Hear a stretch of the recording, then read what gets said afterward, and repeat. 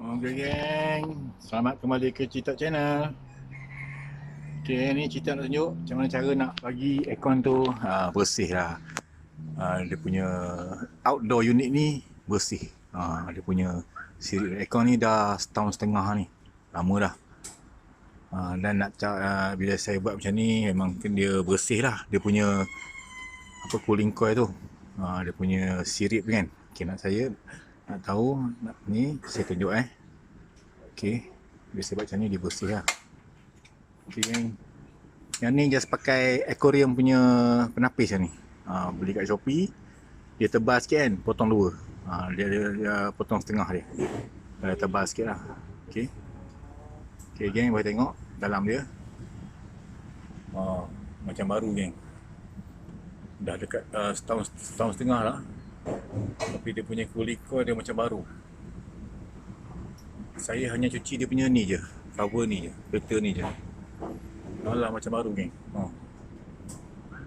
Tak tipu geng, setahun setengah. Saya tak pernah panggil orang servis pun. Saya tak pernah panggil orang servis. Saya buat sendiri lah. Just kalau ni kotor kan, biasanya kotor sini berdebu ni, kita cuci je.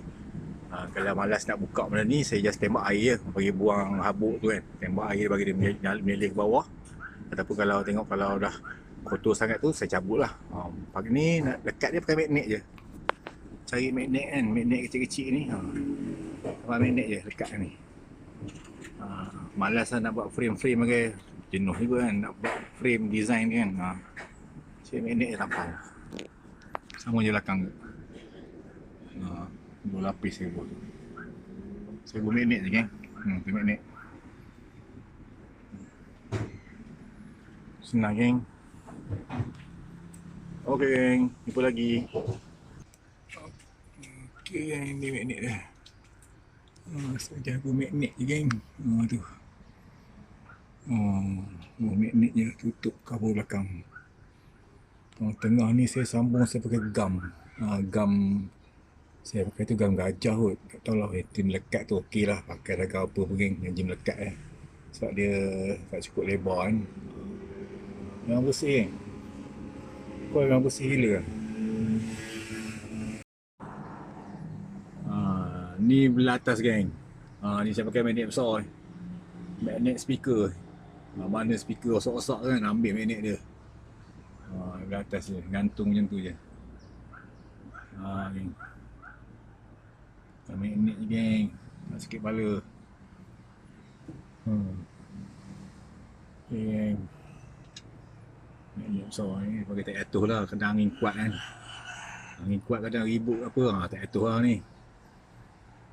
Okay geng, apa-apa DIY je geng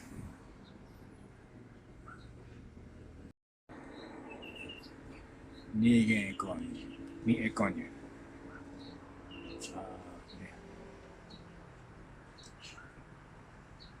Okay geng, itu saya hubung nak bagi indikator lah. Kalau dia terangkat tinggi tu angin kuat lah. Kalau dia tak terangkat tinggi tu angin dah slow. Angin slow mana kita tengok pada foto tu, cuci je lah. Okay geng, simple geng, tapi manfaat dia sungguh besar. Okay geng.